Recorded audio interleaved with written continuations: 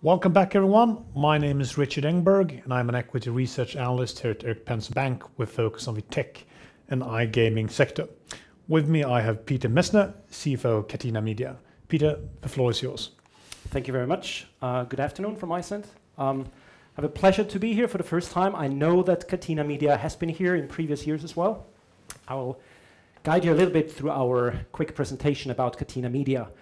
Quickly about myself, I just recently joined the company, which was on the 1st of April, so I'm pretty much very fresh here within 2 months. Recently came from Modern Times Group, MTG, here in Sweden. Helped building up as a CFO the MTGX segment, which very much was the digital transformation that was driving MTG. What MTG is nowadays in esports and gaming is what we essentially built up in the last 5 to 6 years. I will talk very briefly about what is Catena Media. I appreciate that some of you might understand what we are doing, but I think for those that are new to the company, in a nutshell, what are we doing? What is our business model?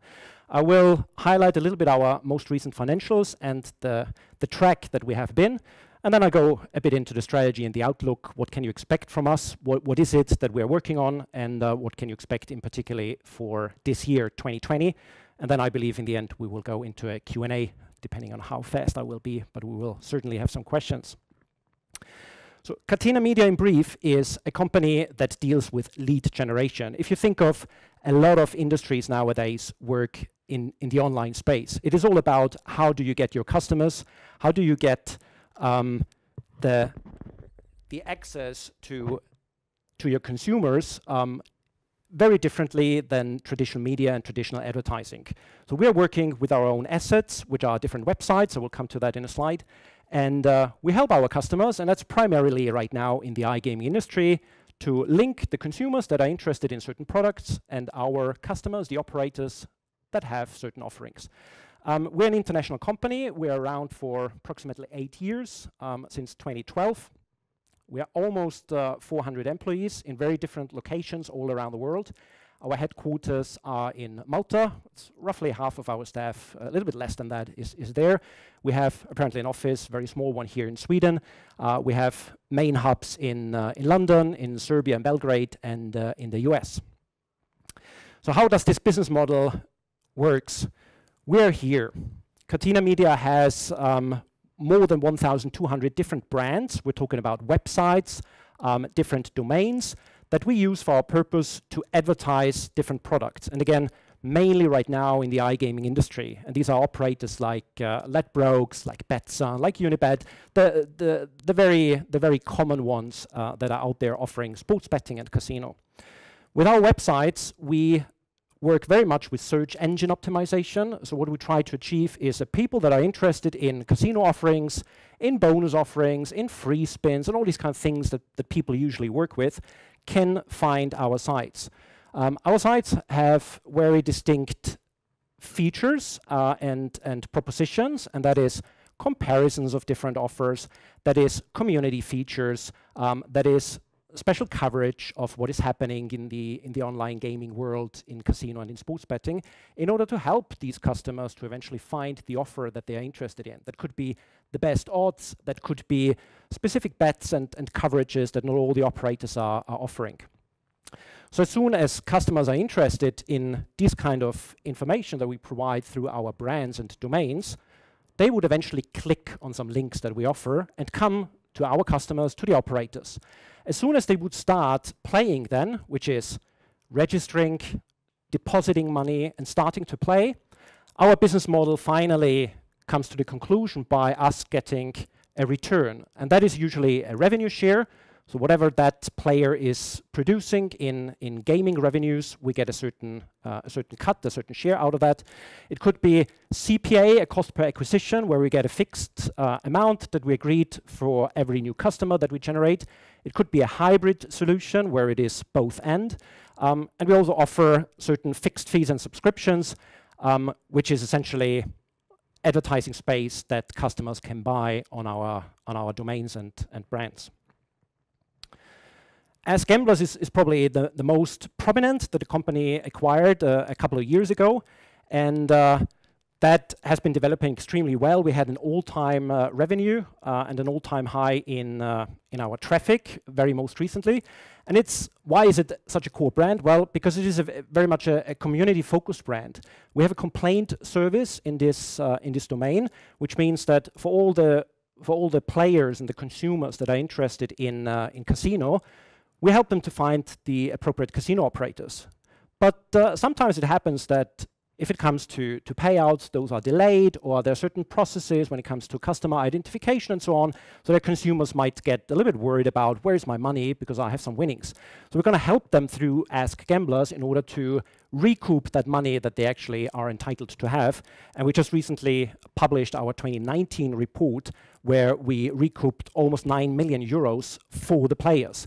So that is, of course, a very strong incentive for our players to revisit Ask Gamblers and use our website and brand and service eventually when they would like to play with casino operators. And that's just one example of the more than 1,000 different brands and domains that we have. So that's a bit of an introduction to what is Catena Media, what are we doing, what is our business model. How well does that business model really work? What are the financials? These are figures that you also find in our Q1 interim report. It is available on our website, catenamedia.com, in the Investors Relations section. As you see here, the company has, since the second half of 2018, first went down into a very difficult period of time. I need to explain that a little bit. That difficult period of time is part of the result of a certain legacy development, which meant that the company, through the previous years, tremendously increased the growth and the revenues. That came with the necessity to integrate a lot of these acquisitions. We're talking about more than 40 different acquisitions that have been done on a certain period of time. And what happened in 2019 was a lot of things that simply came together. It was a certain pressure and a certain challenge on the casino products that we had on our end, simply to deal with all that measures that had been happening before that. It was regulatory changes. What we mentioned previously on the markets was in the UK, we had different KYC, so know your customer identification measures, where regulations changed between the first and the second quarter. So that was one of the explanations why this heavily went down. We are UK focused to a certain extent, particularly in the sports betting area. Sweden regulated last year, so there were certain elements here in Q1 and Q2 that also affected that. Plus, overall in sports betting, we have seasonality. So before the summer, you usually go into a very quiet season when football leagues, for example, become quiet in that respect. Plus, 2019 has also been a year where there was no major football event happening, no World Championships, no European Championships. It turned out that this year is the same, but it was a little bit unplanned. Since then, with all the measures that have been done, we eventually came back on track, and this first quarter, as you see, is a slight increase of 1% with the previous quarter, but we have to keep in mind this is despite COVID-19 impact of essentially having almost no sports events since the middle of March. So we're very confident that we are on a very good track record here. The highlights of the first quarter, and this track record is also seen in our last 12 months, upside in comparison to 2019, just to see are we on the right track or not, and the same can be seen in adjusted EBITDA. As compared to the previous year, we had a 2% growth in revenues, and again, this is despite COVID-19, but also to keep in mind last year, as I just showed before, was a very weak first and second quarter in comparison. However, our organic search revenue, which is really what we are working on primarily with the search optimization that I mentioned, so people looking for certain keywords on Google and other search engines, and how they eventually find our brands, and through these brands are able to find the customers, register, deposit money, and play. We have a very high EBITDA margin of 48%, which I will come back in a few slides when I talk about cash and our financing situation. I already mentioned that we primarily work with the iGaming sector, that is sports betting and casino, and what you see on that slide is how does that look like in the bigger picture. So we have roughly 60% of the revenues now in the first quarter, and it was a little bit less than that before the COVID-19 impact, because there was a lot of push into the casino segment as sports was simply not available.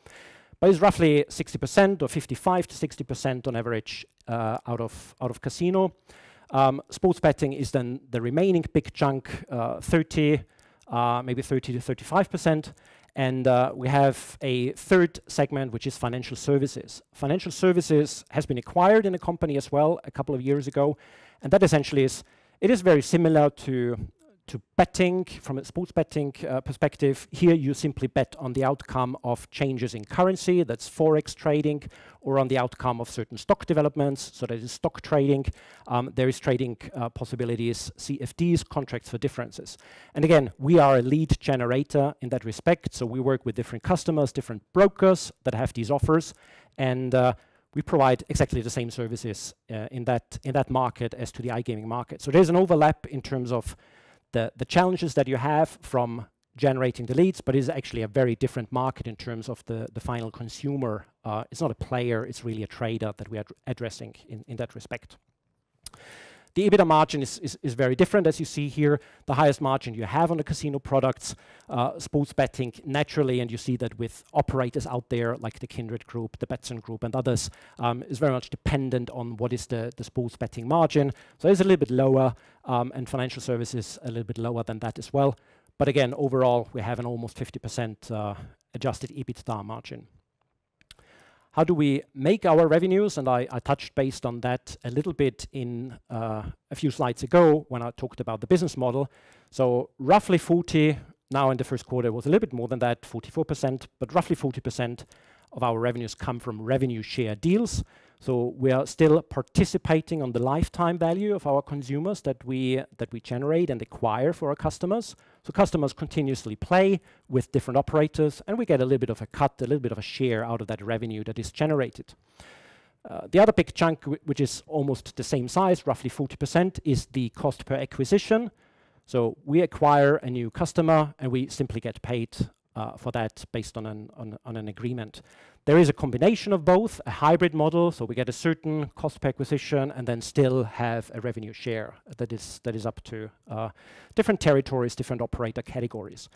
There are fixed fees, which is primarily advertising that we offer on some of our brands, where operators can simply have a fixed spot on the website and buy themselves in, and then whatever is happening in terms of lead generation, customer acquisition through that is covered in a fixed fee. We have a very tiny amount of subscription, which is currently related to the financial services segment only. That is 2% of the total revenues now in the first quarter.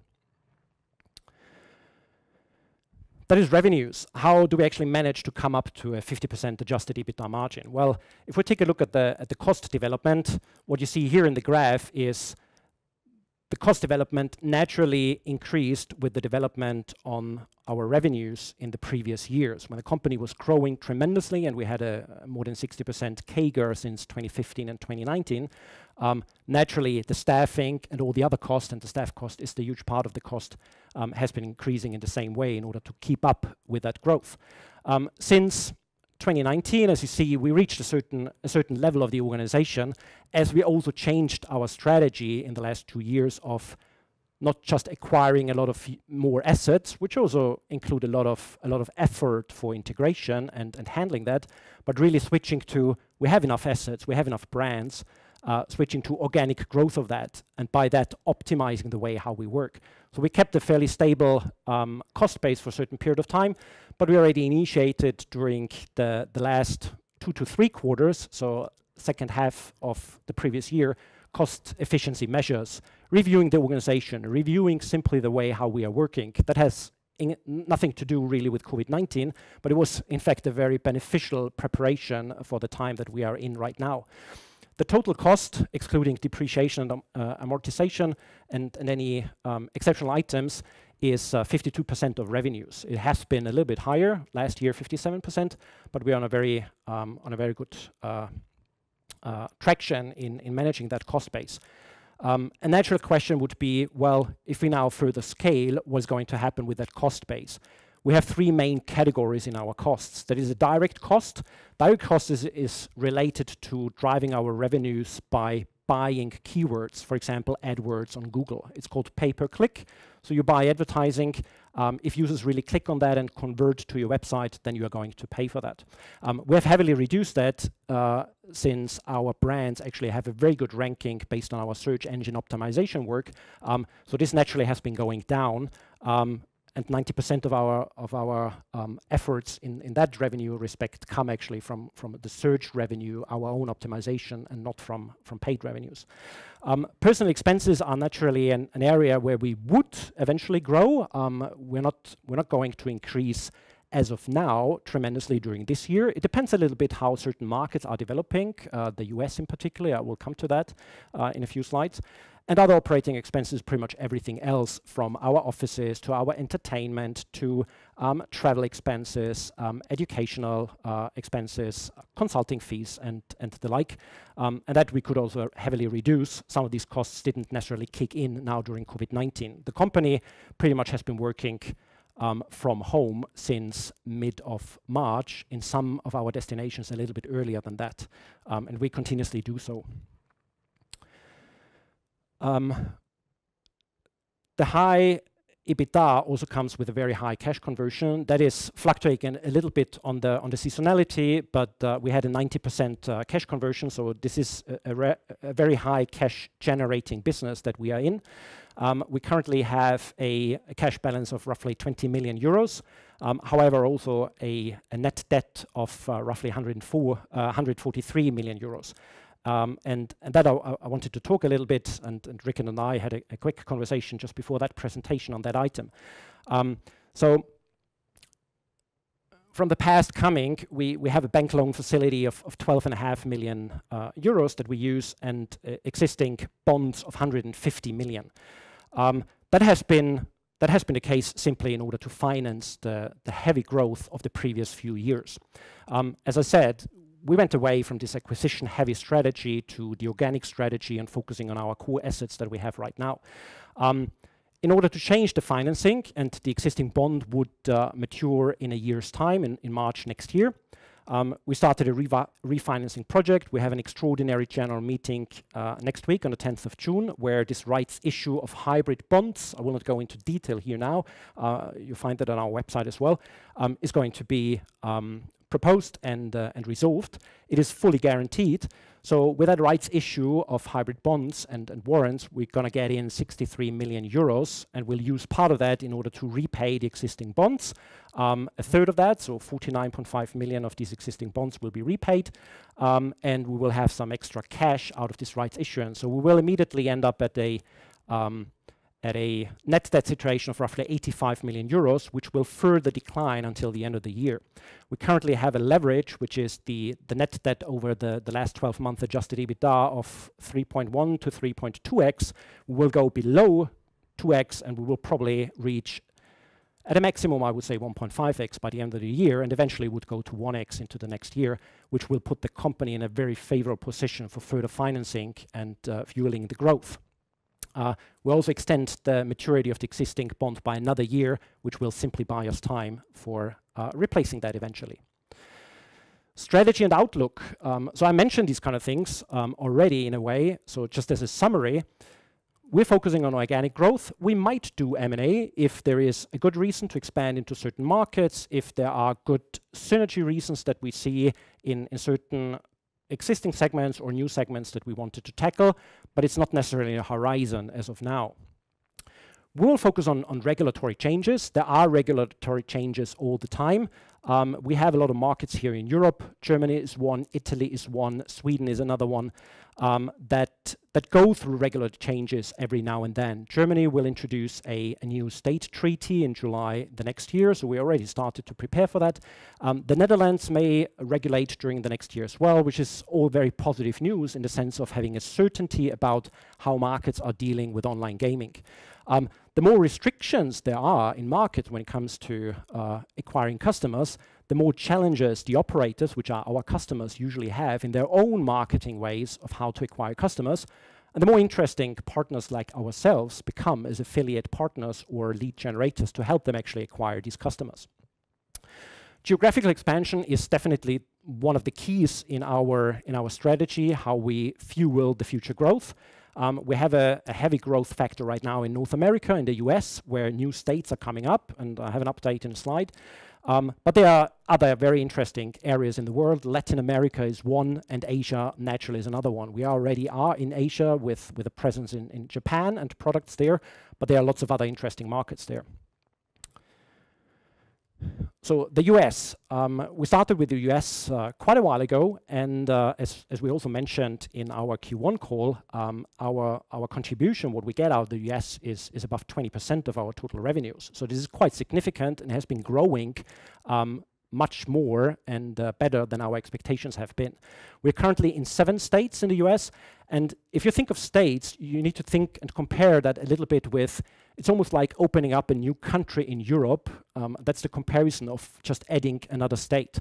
So the big states, Pennsylvania has 13 to 14 million people. That's the population size of Pennsylvania. New Jersey is a little bit smaller than Sweden, maybe the size of Austria, 9 million people.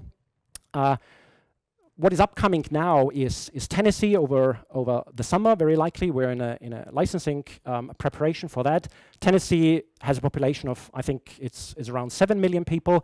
So we just add another country, another state to our American presence at a very small marginal cost in terms of operating those. COVID-19 had a very little impact, although, of course, sports events were pretty much put to zero in the US. It has been coming back now in April with, in particular, horse racing. NASCAR racing series has started as well. But what we were able to do is to convert a lot of traffic that we anyway generate to casino products, to social gaming, social casinos, but also in the area of poker and also esports.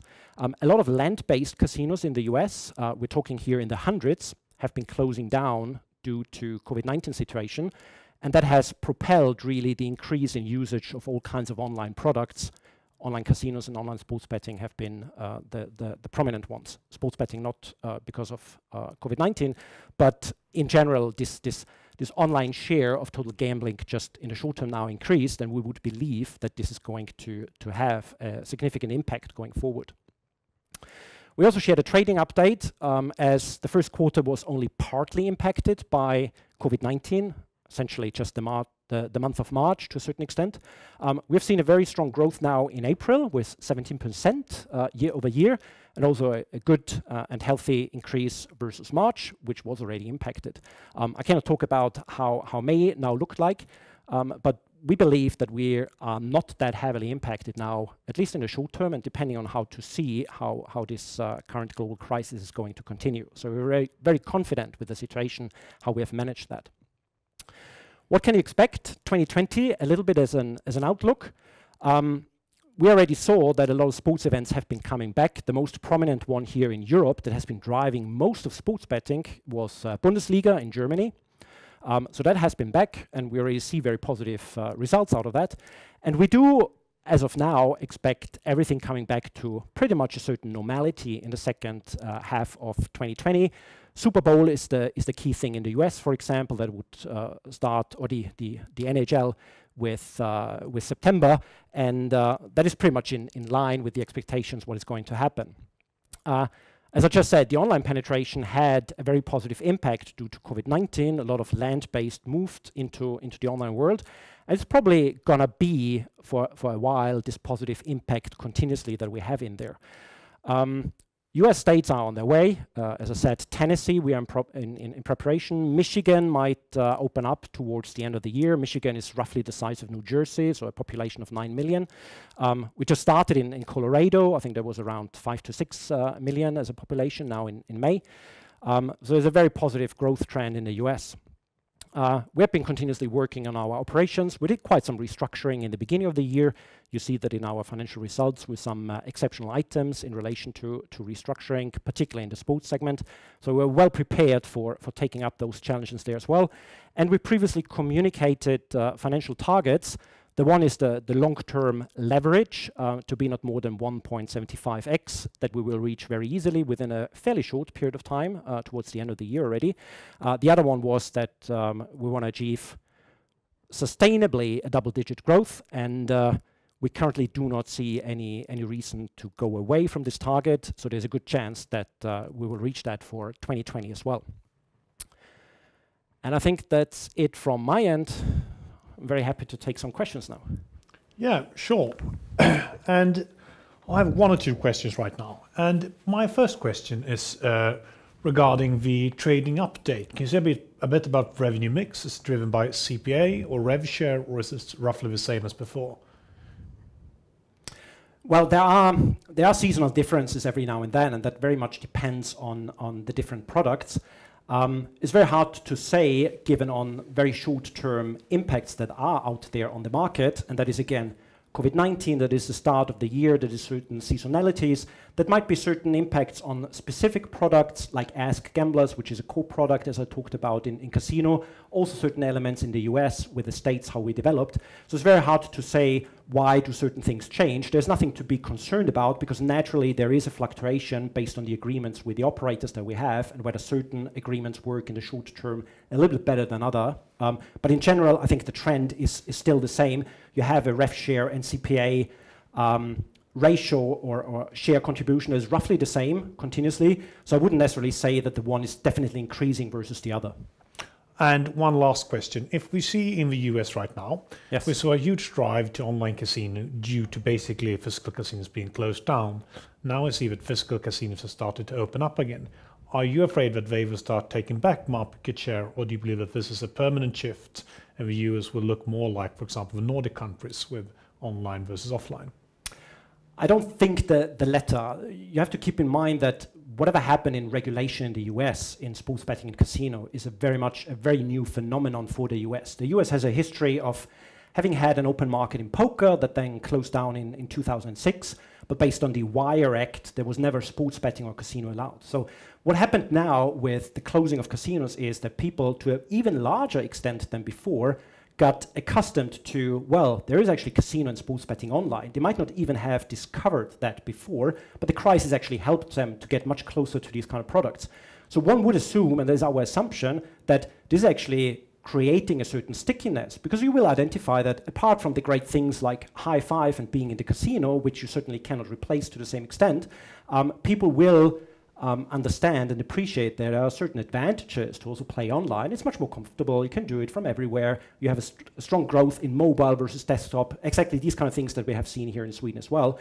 So I wouldn't be concerned about the competition between land-based and online. In fact, what we know from the market data, we have globally an online penetration of currently 13% in online gaming. So 13% of the total gambling market comes from online, and this is expected to grow to above 17%. So there is still a growth in the online share of total gambling over the next couple of years.